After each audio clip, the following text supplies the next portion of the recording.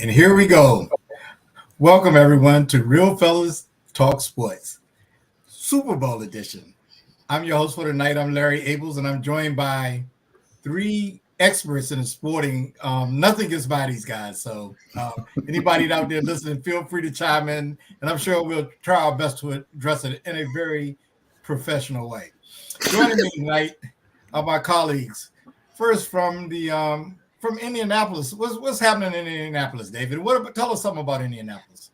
We should have had the Super Bowl this week. We've had great weather, outstanding weather here in Indianapolis, like we did 11 years ago when we hosted the Super Bowl before.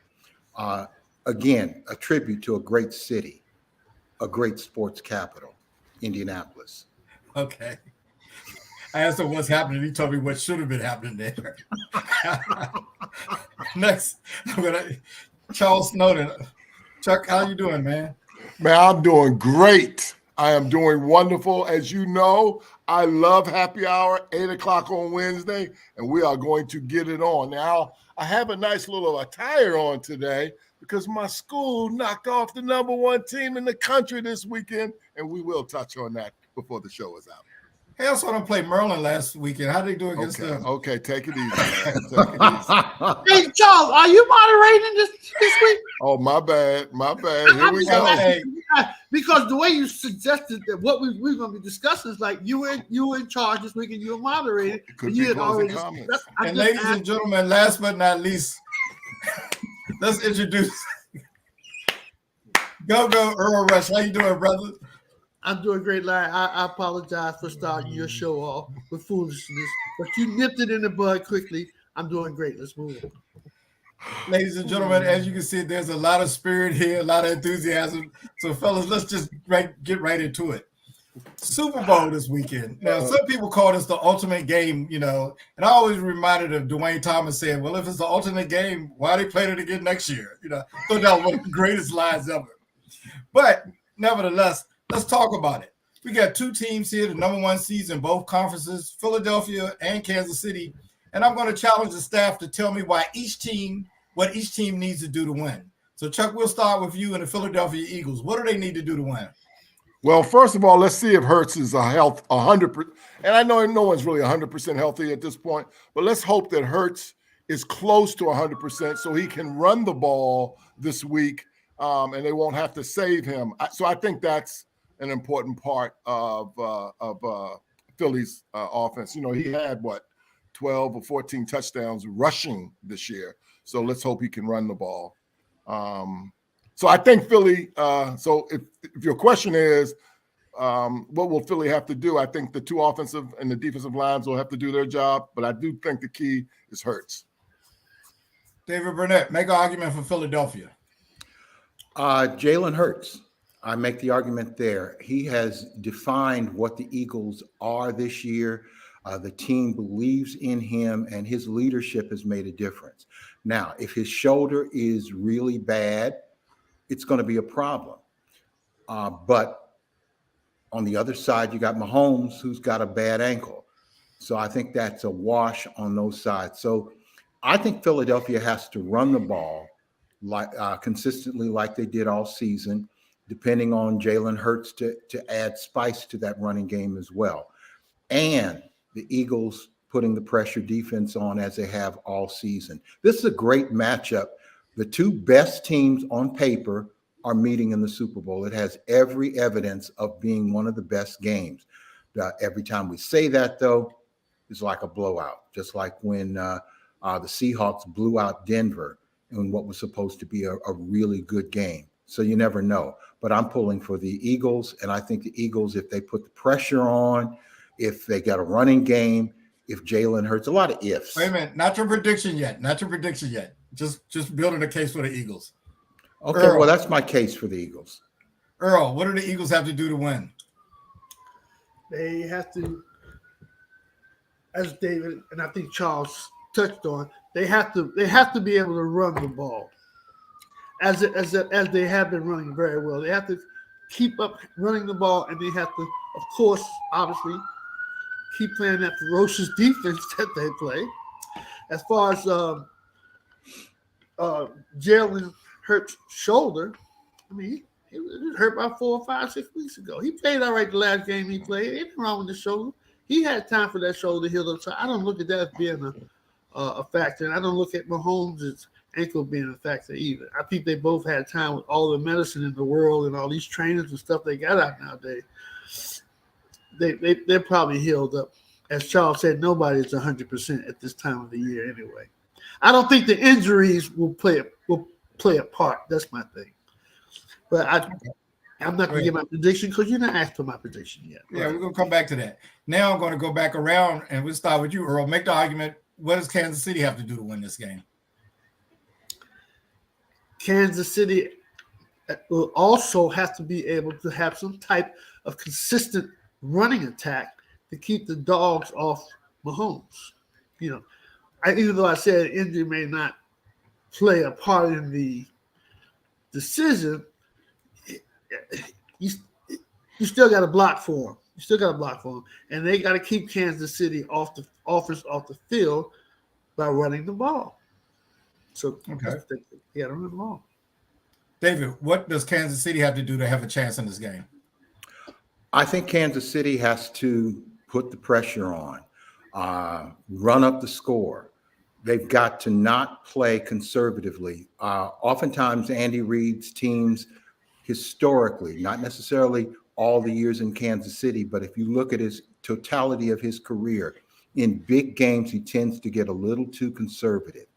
I think if they push the ball, put it up in the air, make sure that they get some plays with Kelce involved, because Kelce's their most important receiver, Kansas City will be hard to beat. If Mahomes' ankle is sound enough so that he can escape enough, because he's going to have to try to escape, I give Kansas City a good chance to win this game and win their second Super Bowl in the Andy Reid era. Okay. Chuck, what does Kansas City have to do to prevail? First of all, again, both teams, and you mentioned this too, David, both teams are 16-3. They're both equally matched. These injuries, I still think if Mahomes' ankle is, close to 100% or at least effective enough, I think then their keys are the wide receivers. I know Quez and Juju and those guys, they've been banged up. And if you double Kelce, then, so I think that the receivers for Kansas City are going to, those guys, they've been banged up, are going to be the keys. So I think the receivers are going to be the keys in this game, and is Mahomes healthy? Okay. So now that you've both made arguments, let's assume everyone is relatively healthy, to the point where injuries won't be a big part in the game. So, David, you were chomping at the bit earlier to tell me who's going to win the game. So we'll start with you. Who wins this game and why? Oh, boy. It's really the hardest game to pick in many years. I've got to lean toward Philadelphia, but if I'm to put real money on it, the team with the experience and understanding of the moment is Kansas City. This is their third time going to the Super Bowl in 4 years. That said, Buffalo went to the Super Bowl 4 consecutive years and lost 4 consecutive times. It's going to be a close game. Even New England, with all the championships they won, every single one was won by 3 points. I'm going to pull for Eagles. I will say the Eagles should win. I'm not certain they will win. I think they should win. Yeah, I think at this point it's hard to be certain of anything. You raised a lot of good points about how equitable the two teams were. Go Earl. Who wins this game and why? Philadelphia wins, and it's not as close as I had. It's not going to be as close as I thought it was going to be. Philadelphia will win at least by 10. So I don't know whether that's a blowout or close one. Philadelphia by 10 for sure. That's for sure. And the reason why Kansas City, their defense can't stop Philly. Whether Hurts is hurt or not, they can't stop them running. They can't stop them passing. They can't stop Kansas City, period. It's not so much about what they just can't stop them. I'm telling you. Kansas City, Chris Jones may have a great game, whatever. Last week, someone asked, was he the MVP of the league? He had a good game last week, and he's very good. He's not the MVP defensive player of the year. And they just can't stop Philly. They can't do anything with Philly's passing game, and they better hope Philly doesn't have their regular running game. Well, it might be more than 10 points. Philly all the way. Don't hesitate. Okay. Chuck, who wins this game? I'm not as certain as Earl, but I'm going to echo the panel. I'm going to go with Philly. A very, very close game, 24-21, field goal at the end kind of thing. Vegas has Philly as a 1.5 point favorite. That shows you how even this game is. And David is also right that they've got a lot of coaching experience, a lot of Mahomes has been in these big games experience, and I think that does have some value. I mean, this is Hurts' first Super Bowl. But I just like Philly's defensive line, offensive line, linebacker. This kid number 7, that outside linebacker, Reddick, Slay back there. They just got Devontae, A.J. Brown. They just got so many weapons on Philly's team. And so I'm going to go with the group and say Philadelphia. Okay. Well, I'll chime in here. I give Philadelphia a slight edge. They win by 10 points. I'd be kind of surprised. I look for everybody playing their best.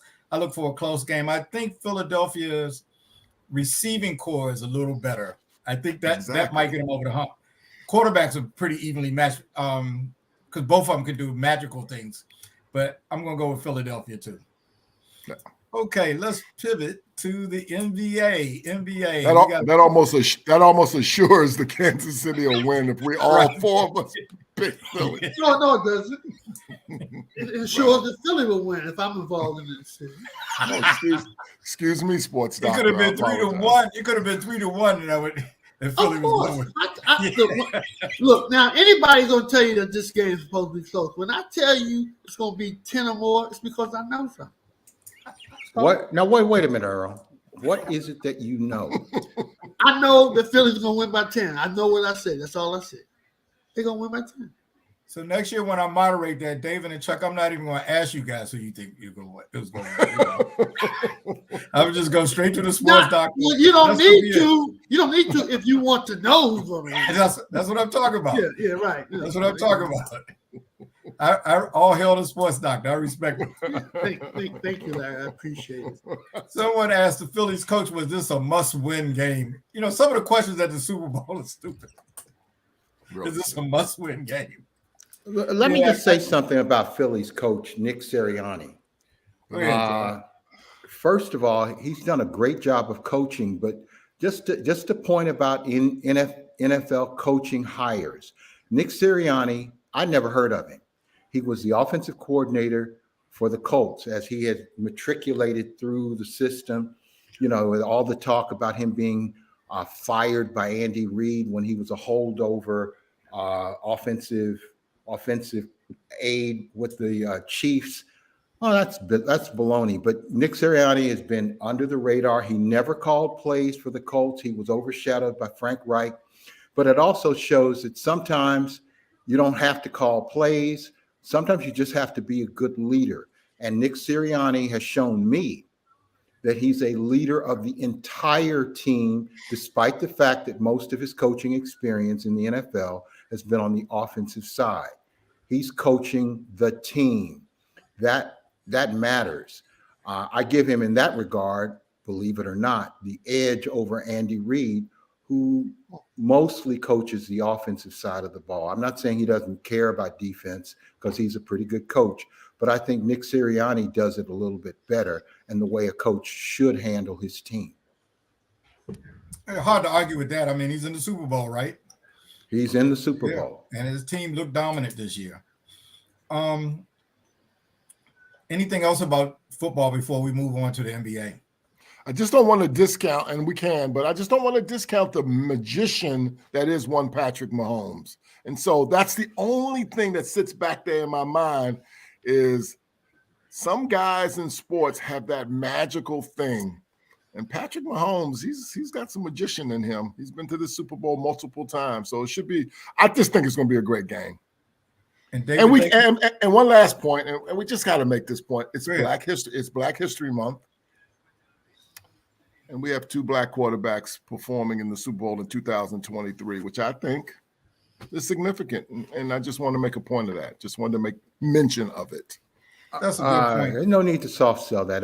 That is a significant point. The NFL is getting better in terms of its handling of race relations. Are they perfect? No. Are they getting better? We have to give them that. It's better. It's not enough, but it's better.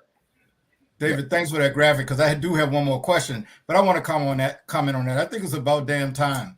And the other thing that you'll think about, black quarterbacks, look at some of the non-black quarterbacks, the way they play now, like Buffalo's quarterback, Josh Allen, or the New York Giants quarterback.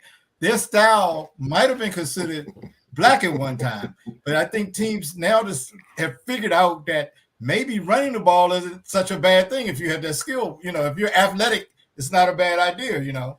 So I think maybe just like a lot of things in sports, when one team breaks through or a couple of teams break through and start doing something, you got to do that to survive.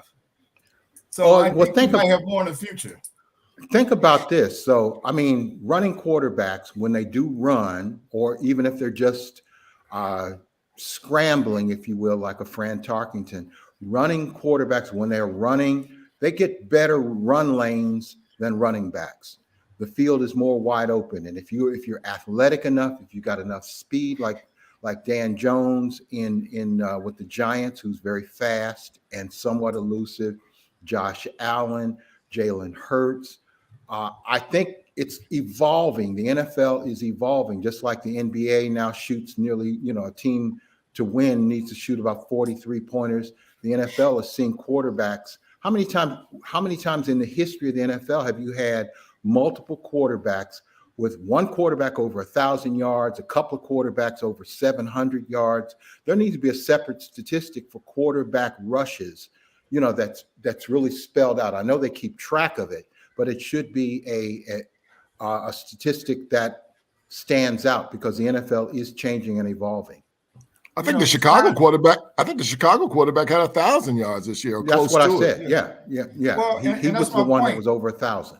I think those skills are looked at differently now, because when everybody was content to just have a quarterback sit in the pocket and not run, all of a sudden people started getting quarterbacks that could move and add another dimension to their offense. Not only could they run, they buy time when they could throw the ball. So we've evolved. Think about this. And you don't have to change positions if you're a good athlete. You don't have to be a DB like Cornelius Green that we had on here, My man. Remember back in the day when pro style offense was a quarterback under center with his hand under the man's behind, getting the ball. How often does that happen anymore? Maybe 10, 20% of the time. Most of the times it's a shotgun offense. And, it used to be, a college player with a shotgun offense can't adjust to the pro style. Baloney. There is no the old-fashioned pro style quarterback under center anymore. Most of the snaps are shotgun related. Almost, I would say 60 to 70% of the snaps are shotgun. I think that's a bit much, but I would say maybe the majority, but not that far, David. There's still teams that go who don't go shotgun. Wait a minute, Earl. I'm the son of a mathematician. Research mathematician. One of the rare African Americans in that position in the country. Okay, anyway. Well, I'll tell you what. Why don't you send us a link through the private link the link that you looked that stat up so I can see it. And then, Okay, gentlemen, I did have one more question. David, I'm glad you put that graphic up there. Mahomes versus Hurts. Who's the MVP between those two? Chuck, we'll start with you. I'd say Mahomes, and the only reason I would say Mahomes is because I think Hurts he missed a couple of games.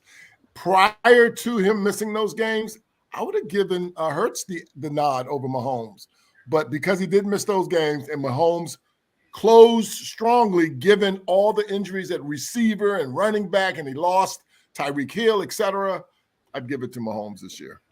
Just because Hurts missed 2 games? Yeah, that's all he missed, Larry. He only missed 2 games. No. But he acting like he missed 6 or 7. He missed 2 games out of 17. Come on. So I said it was close. I said it was close, and the fact that he missed those couple of games, I gave it to Mahomes because Mahomes finished strong. And not only did he finish strong, he just didn't have the weapons that he's had in the past, in my opinion. Okay. I think it's a good argument for both of them, just like who's going to win the Super Bowl. Earl, who's the MVP? Mahomes or Hurts? No one loves Mahomes like I do. I almost love him like Charles loves his son LeBron. Jalen Hurts is the MVP of the NFL this year, period.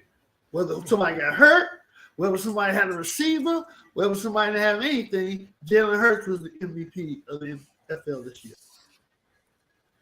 David Burnett, Mahomes or Hurts, who's the MVP?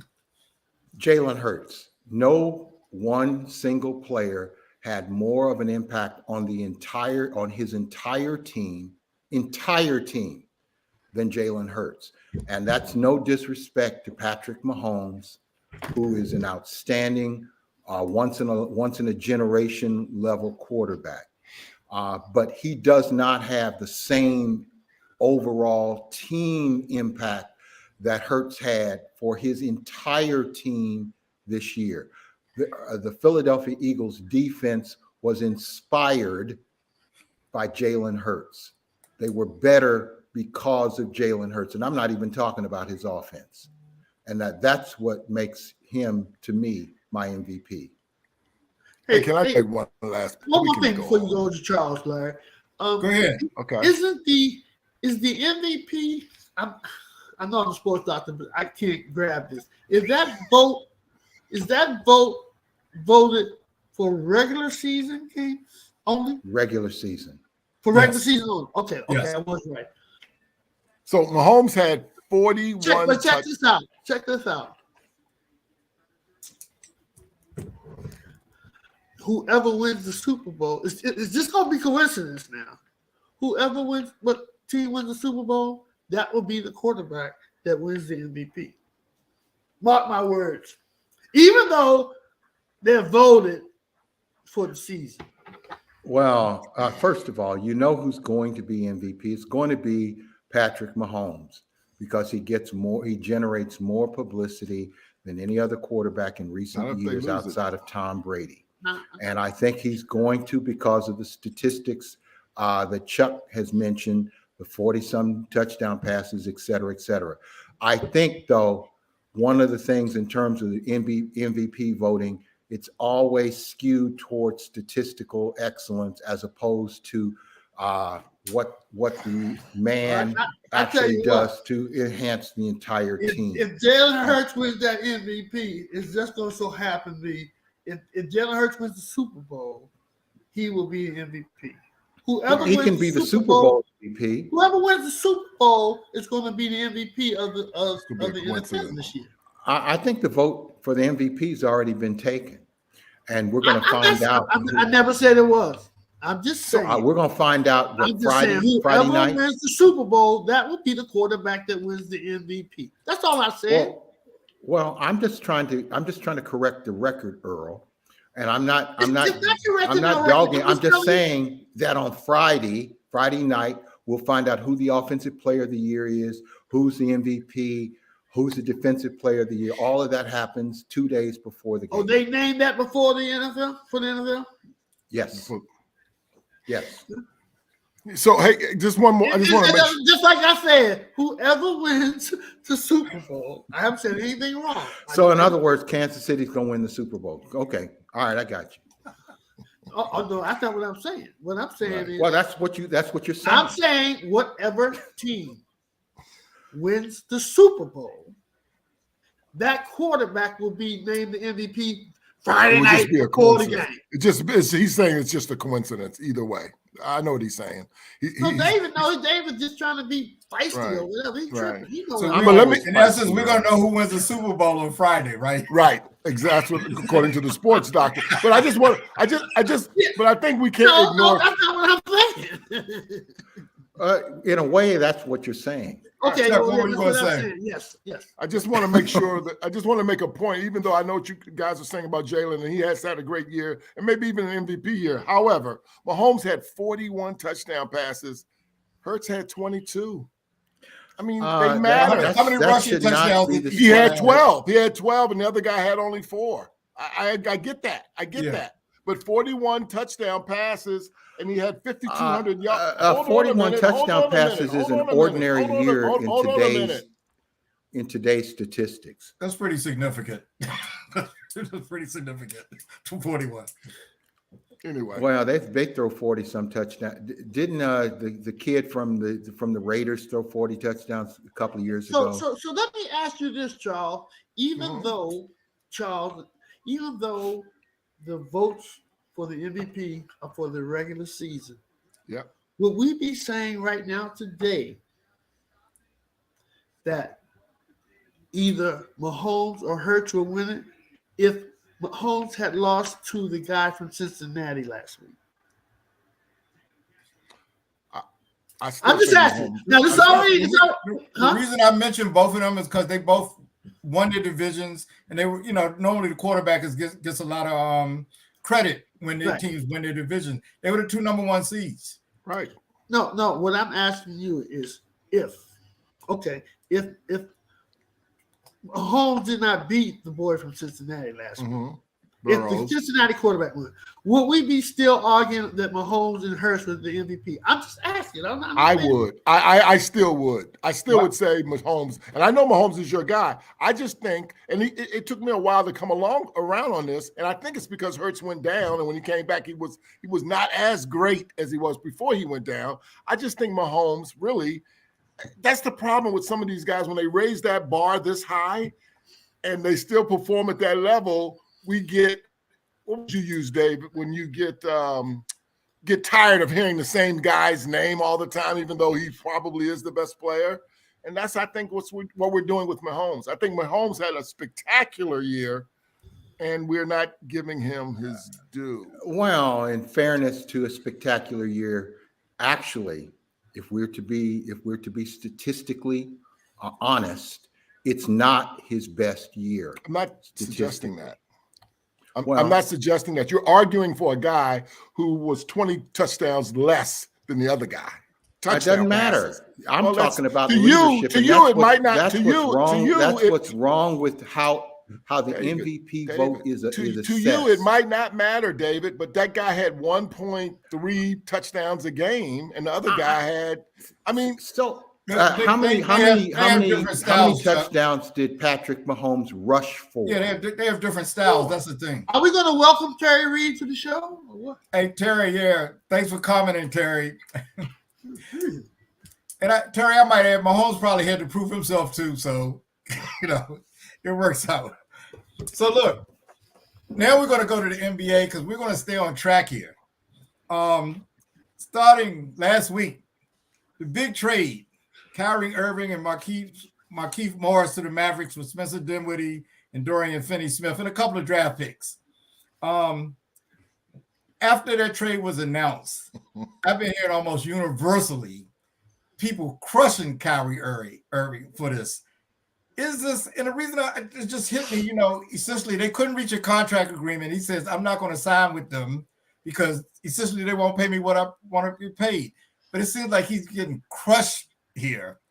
Is this fair to him? I mean, and I know why, well, you guys might want to offer some reason why he's getting crushed, but is this fair to him in this instance to be ridiculed? And David, we'll start with you. I know he's one Absolutely. of your favorite players. He's a clown.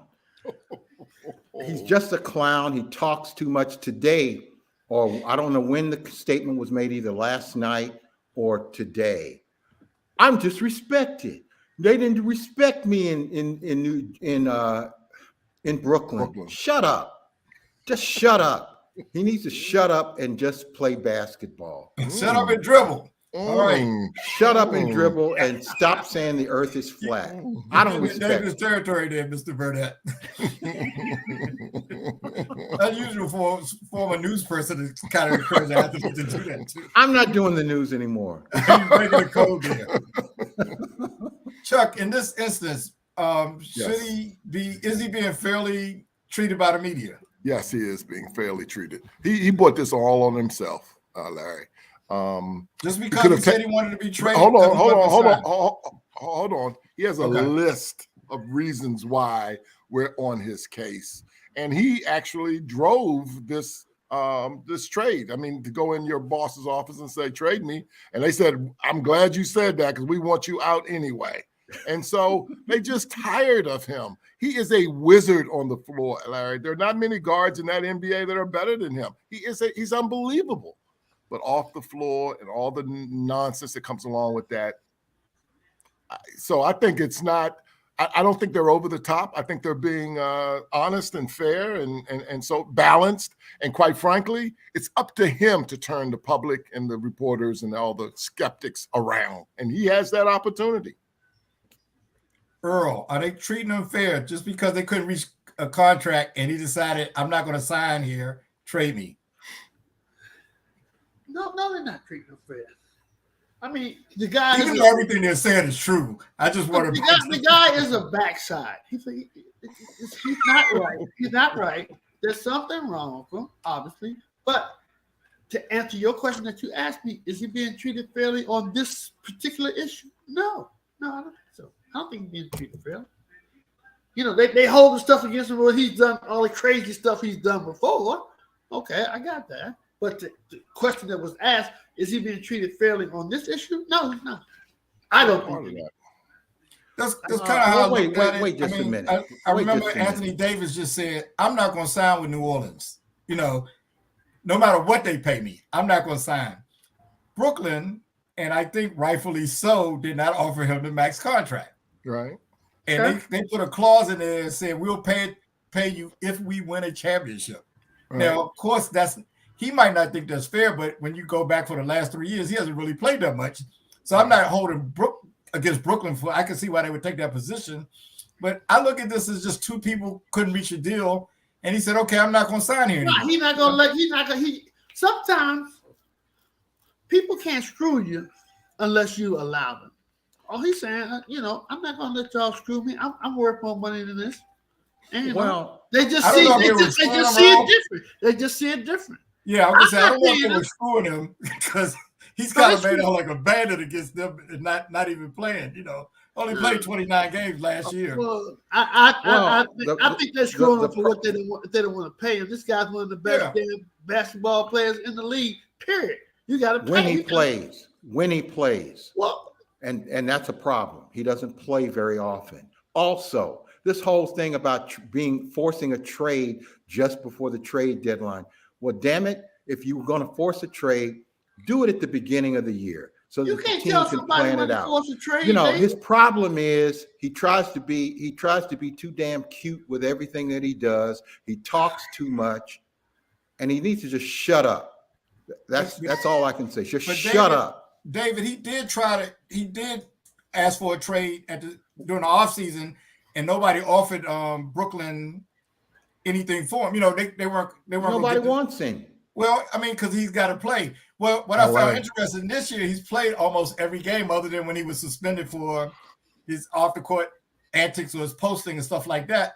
So I can see why a cynic might say, yeah, you're in your contract year, you showed up and played. But when I look at especially if I'm Brooklyn, when I look at the other 3 years, you weren't here much. So, it's I can see both sides, but I just thought all the criticism, and I think Earl touched on the way I was looking at it, seemed to be because of all of the other stuff he's done. I mean, they haven't said anything that's not true, but I looked at this, I'm like, okay, we got a disagreement here. He's asking for a trade. You know, asking about Brooklyn. Have you guys noticed that everybody that goes there wants to be traded? I mean, Kevin Durant asked for that after he signed a contract. James Harden just stopped playing. What's wrong in Brooklyn? Is anything wrong with Brooklyn? Mr. Burnett, I'll start with you. Yes. Brooklyn's a bad franchise. Can't win anything. Ain't won anything since Dr. J. It's a bad look. You know, they change cities, you know, within the same marketplace. You know, good riddance. Well, I don't know if that's it. I think it's Kyrie is the problem. In other words, if Kyrie is in the middle of all of that stuff all the time, if it's in Cleveland, if it's in Boston was better off when they got rid of him. And he comes down to New Jersey, convinces this guy, Kevin, to come there, leave Golden State. And it's been a disaster.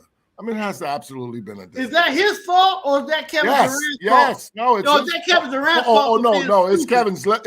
Kevin's fault for leaving Golden State. Okay, so why are you blaming it on Kyrie? Because I was going to say, was Kyrie the reason that James Harden left and and Kevin Durant wants to be traded? Yes. Well, then James Harden and Kevin Durant deserve to get what they got. Right. You can't blame Kyrie because Kevin Durant and James Harden are dumb. You know, it's interesting because why do you leave Golden State? And then why do you leave Golden State to go be with Kyrie? This ain't the first year Kyrie acted like he ain't had a brain at all. Believe me. Of course it hasn't. Right? So that means Kevin Durant has not made an unintelligent move as well as James Harden. That's all. There's no reason for nobody to be mad at Kyrie because he got two unintelligent people to sucker them to come to where he wanted to be. You know, David touched on something, and he kind of went historical, but I'll bring it. You know, they have relatively recent ownership in GM there. When you think about some of the players that they had the year before they got Kyrie and Durant that are doing well, like the guy LeVert was playing. I know he's not on their level, but he was playing very well there. And what's the center for Cleveland? He made the All-Star team last year, the guy with the afro. Yep. Yeah. New Jersey management is no better than the Wizards. And they've traded away all their number one picks for Harden. And really what they have to show for it, they still have Durant there and they have Ben Simmons. Oh, they have one player. You go. Ben Simmons, there you have it. Yeah. No. That's but I can't even blame it historically. This is all recent doing in the last few years. Yeah. Look I at don't know Dallas. why they not arrested him. I don't know why Ben Simmons isn't arrested for stealing. He's stealing. He just flat out stealing. Well, you know, he'll get his chance now. He will get his chance to probably handle the ball a little more. He's had his chance. He's had his chance all I'm just year. saying, I mean, in Brooklyn, he'll have his chance to handle the ball more now that Kyrie is not there. I tried to defend him earlier in the year. It's hard to defend him. They don't need a guard, Larry. They don't need him to be no well, guard. I mean, they need a 6'10" I'm saying that seemed to be his natural people. position, and he wasn't doing that at first. So if he's going to do anything, he'll have his chance now. That's all I'm saying. I'm not predicting how well he'll do. And Larry, he was overrated when he was given all that hype in college to start from jump. Just from jump, he was overrated. He never could shoot. He never had any semblance of an outside shot. The guy, whatever happened to him, there's problem. He had bad back, whatever. Whatever happened to him, it's happened to him. This guy's not going to be any good. Period. Well, that's right, because he's missing every third game, so we know he's not on David's team because he's missing too many games. David doesn't have anybody on his team. David doesn't like anybody. That's true. Now, I will say. Well, I want to say one thing about Brooklyn, though. Okay. They pulled that thing together, right? They pulled off Harden and Kyrie and KD, and a lot of people were trying to do that. They pulled it off. It didn't work. For whatever reason, it didn't work. It wasn't because they didn't pull it off. And quite frankly, this league, you don't win a championship unless you got stars. Larry, LeVert and the guy with the afro and them dudes, they not winning titles unless you got superstars. That league, you cannot win a title. They're playing better than Brooklyn. Stars. They're playing better than Brooklyn. Because Brooklyn rolled the dice. It didn't work out. Yeah. Because of Kyrie. Well, maybe had they just kept like one of those guys, like Durant or something like that. Yeah.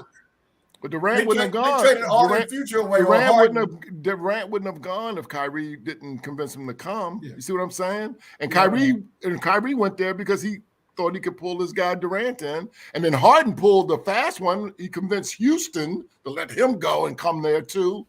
And it just didn't work. But That was the real give them killer because credit. they traded all their draft picks for like 3 years to 3 out of the next 6 years or something to Houston. Right. So they have nothing going on there. You know, Right. no future, nobody to show for it. Talk about Dallas. Sounds like the team across town, right? The Knicks, they've been nothing for 20, so anyway. Let's talk about Dallas.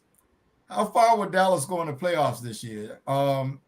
Chuck, what do you think Dallas will do now that they I have think Kyrie? again, and it's a big if Kyrie behaves like he has been playing really well for New Jersey, for the Brooklyn Nets for the last 3, 4, 5 weeks, if he plays that way throughout the rest of the year, they're a better team.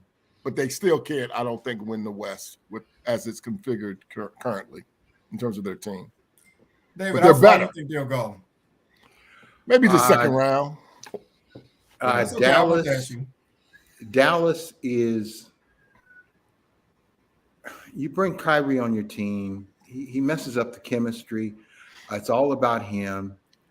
I don't see Dallas as being better. I think Luka is going to be somewhat disrupted. He's not going to be the same Luka because they're going to share the ball. Is Kyrie going to play point guard or whatever guard like Brunson did last year? If he plays like that and shows up, then Dallas could be competitive. But with Kyrie, you never know what he's going to do. And, instead of screaming about Kyrie, I will just try to be a little bit more civil and say, if he's a good boy, plays nice with everybody, he will be fine. But he's not a good boy. 30 years old, David. Come on, give him a break. Earl, Kyrie and Dallas, even though they've probably given up some of their defensive players, they seem to have enough firepower, at least on paper, to do something. How far do you think they'll go? Well, first things first. Nobody in the NFL, in the NBA plays defense. I hate when people even bring that up. I hate when they even say all NBA defensive team. Nobody can check anybody in the NBA, and nobody even tries to. So that's bull. First of all, nobody plays defense in the NBA. Kyrie and I think it'll cause a lot of and Luka matchups. It's going to be hard to check both those guys. It's going to be hard to check both those guys. And answer your question, how far will they go in the playoffs? They might win the first round, but they're not going. They're not going deep into the playoffs. Right. They don't have a center. But with Kyrie and Dante, they might get clicked. David says their chemistry is going to be messed up. We don't know if their chemistry is going to be messed up. They might click like, I don't know. You just can't say that chemistry is going to be messed up because Kyrie's I old. can say it. I just did. Yeah, he did. Yeah. Okay. Anyway, their chemistry may be great. I think it's going to be hard to check. They cause a problem. They just cause a problem, those two, on the same floor. That's all. In theory. Okay. Chuck, do you think Kyrie will be a long-term solution in Dallas? And when I say long-term solution, 2 years after this year, you think he'll be there? That's a good question. And this is an area I'm not that strong on in terms of the contracts and the finances and how you can fit people under the cap and all that kind of thing. I think he's auditioning. I think for the next couple of months, he's auditioning for the Mavericks. I think he's auditioning for other clubs. If he's on his best behavior, because he's such a wizard on the floor, it's going to be interesting. It's going to be really interesting. So I guess that's my answer. I'm not sure. Earl, you think? Because I still thought, for example, I thought he could still at the end of the year slip into the Lakers team because Westbrook's contract would be over. But somebody was telling me the contracts, they won't be able to pull that off because of the contract sizes. So I'll comment on that a little later because I have some information that you guys may not have. Okay. Even though I'm not the sports doctor. Earl, long-term solution in Dallas, part of it, I mean? I think he could be. I think Cuban wants to win, and Cuban realized you got to spend that money to win. He got the money, it ain't a problem. I think he will. I think he will be there 2 years later because I think Cuban might be one of the only people who will pay him the kind of money that he's looking for.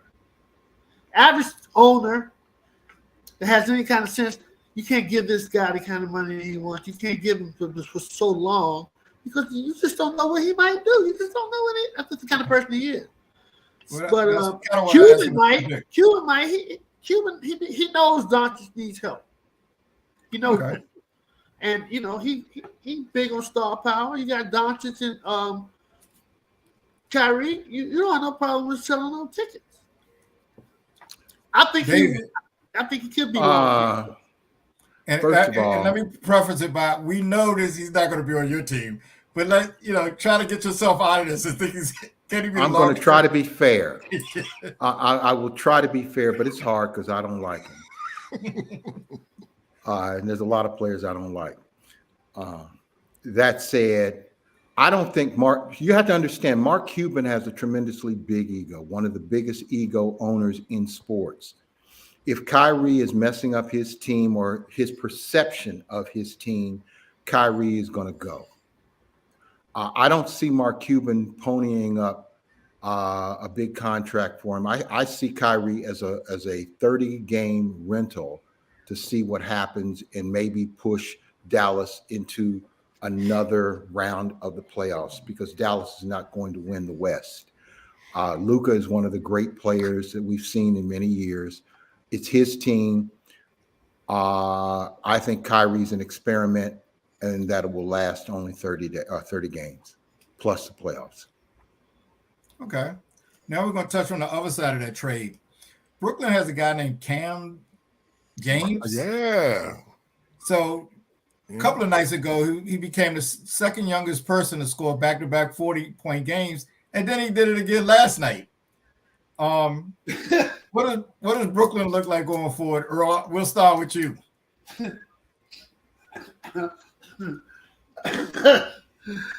I mean, not every day somebody scores 40 points 3 games in a row.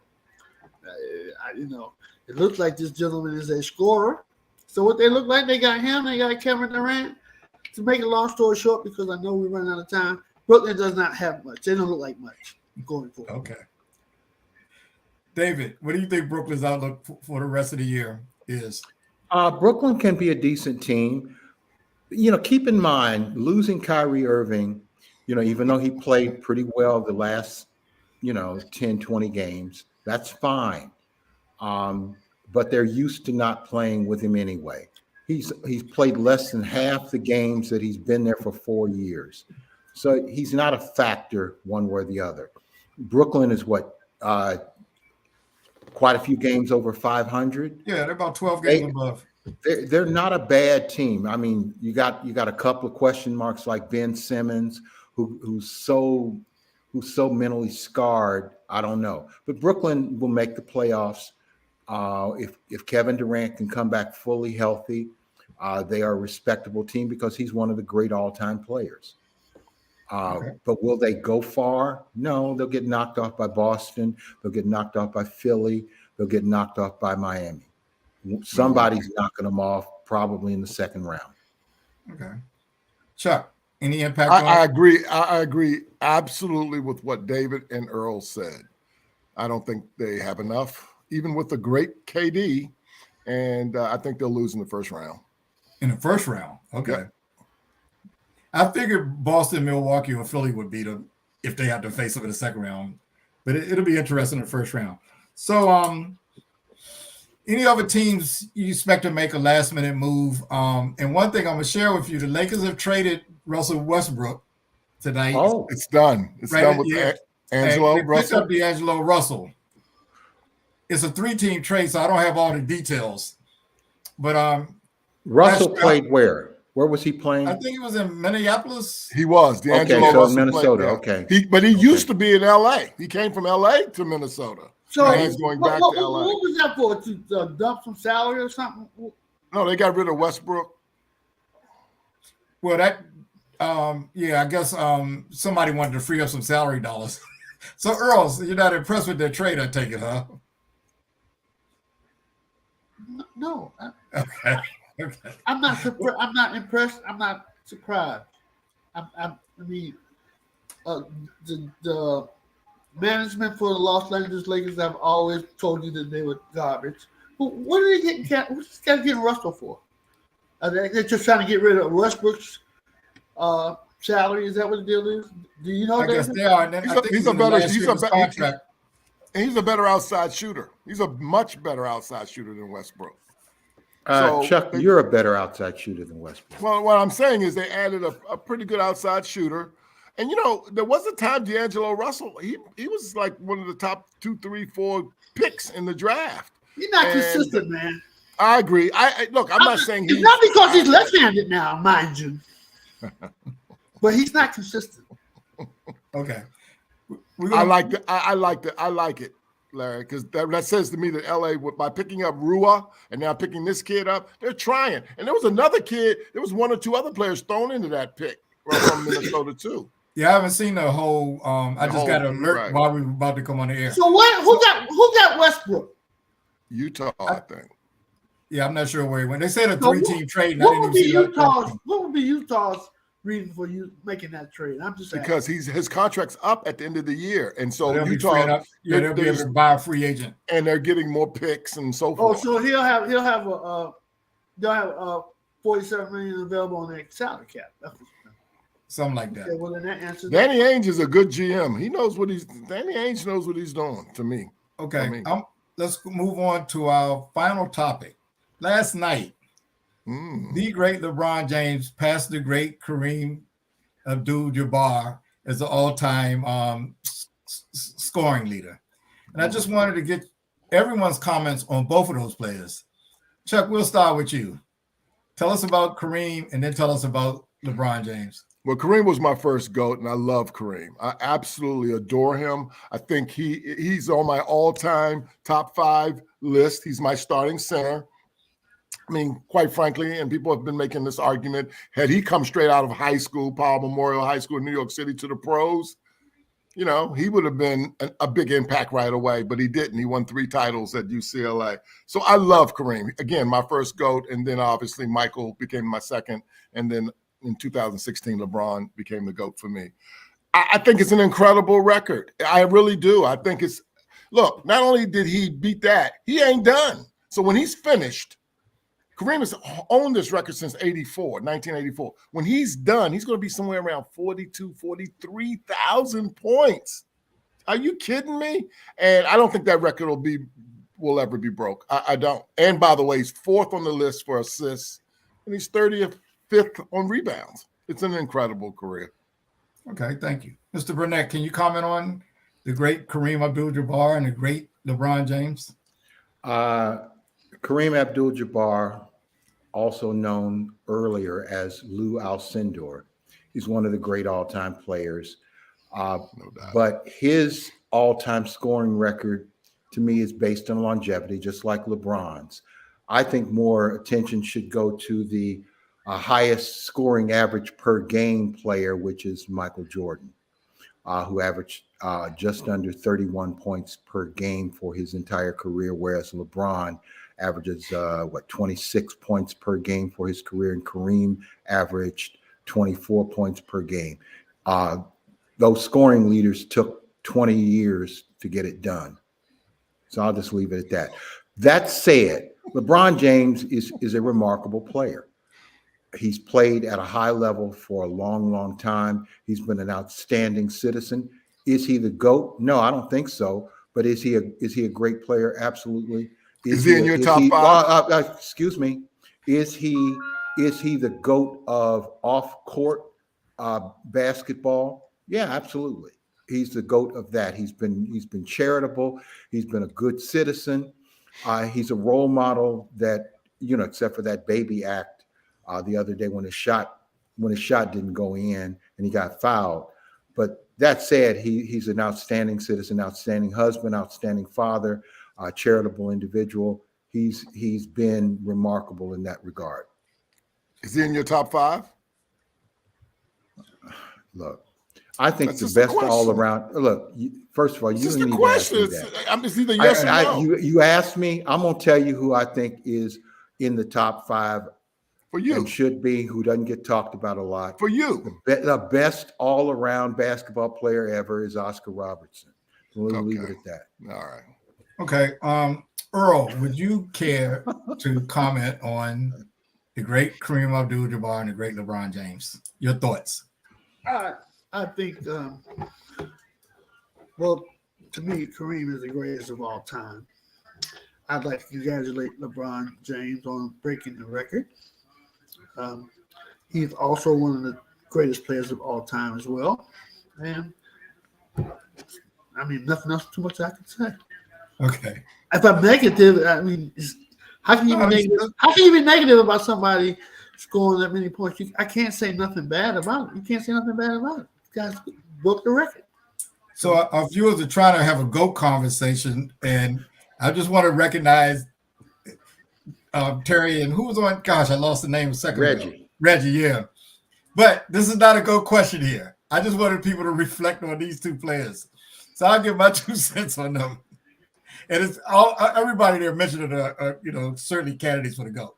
When I look at those two, both of them were high school phenoms, expected to excel, and both of them did excel for a very long time. David, you might say it's longevity, but they both played at a pretty high level for a long time, and I can't take that away from them. You know, I was talking to someone today. LeBron has outscored Kareem, but Kareem has scored probably close to 2,000 more field goals than LeBron, because all except for one of Kareem's baskets was a 2-point basket. So some people argue if Kareem played today's game, you know, he probably wouldn't have shot that many threes. I think a great athlete probably would have adjusted a little bit, but he probably wouldn't, have shot that many threes, But then again, if LeBron had played at Kareem's time, he wouldn't have shot any threes either because they didn't have threes. But I think both of them are great in their own right. I admire both of them, and I do think longevity is something. I mean, they played high school phenoms, came out with a lot of expectations, and both of them lived up to it from the beginning to the end. So I think they're great. I was glad they seemed to mend what was somewhat of a frosty relationship, or not so warm relationship. I heard Kareem talking today about how much respect he has for LeBron, and he even took the blame for the relationship not being what it was because he felt like he should have reached out. Very different. LeBron came in, loved, got a lot of accolades. Kareem, I never thought got the maybe some people said he was aloof, but, he took a lot of stands that were very unpopular at that time. So both of them did great things off the court. They were in different times and things were challenging. But I have so much respect for both of these young men. So young men, one's a little older than me. Both of these players as great players and as ambassadors for the sport. So absolutely. That was the last thing I had on the list. So when it comes to Kareem, when it comes to Kareem on this group, it's a consensus. We love him. Yeah. Hey, let me ask you this guy before we leave, right quick. Quick question I gotta know. I have to answer. What two guard has played better than Boston's two guard this year?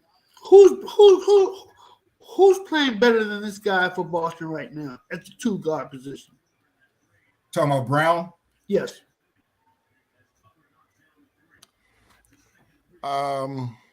Better this year. That's a tough call. That's a good question. That's an excellent question. The kid from Cleveland is better this year. Donovan Mitchell. Donovan Mitchell is a better two guard this year. So, I think Boston gets an edge because Boston's a better team, but Donovan Mitchell has been on fire. I thought he would drop off leaving Utah. He's only gotten better. I say he's the best two guard right now. What does Gilgeous Alexander play? I think he's a two guard. I think all three of them, have played very well this year. So between those three, those are the best two guards in the league this year. That's coming to mind right now. It might be more, but he just came to mind when I was trying to think of. I wasn't prepared for this question. All right, it's a good question. It's a good question because I think they're interchangeable, right? Sometimes these guys bring the ball up. Sometimes it's just it's not like it was back in positionless the day. Basketball, right? No, but you can still tell a two guard from a point guard. I don't want to hear all that. You can tell a two guard. So look, gentlemen, we're going to stay on target. I didn't make my 45 minutes. but we're going to do our closing arguments, closing thoughts. I'm sorry, not arguments. So, Chuck, do you have any closing thoughts? I just want to make a quick point. I'm in my candy stripes today because I went to a game Saturday. I don't. Indiana knocked off Purdue. Purdue was ranked number 1 in the country. They were 22-1. It ain't the first time we've done that. We beat Michigan in 2001 when they came in. We beat Kentucky in 2011 or something like that. They were number 1.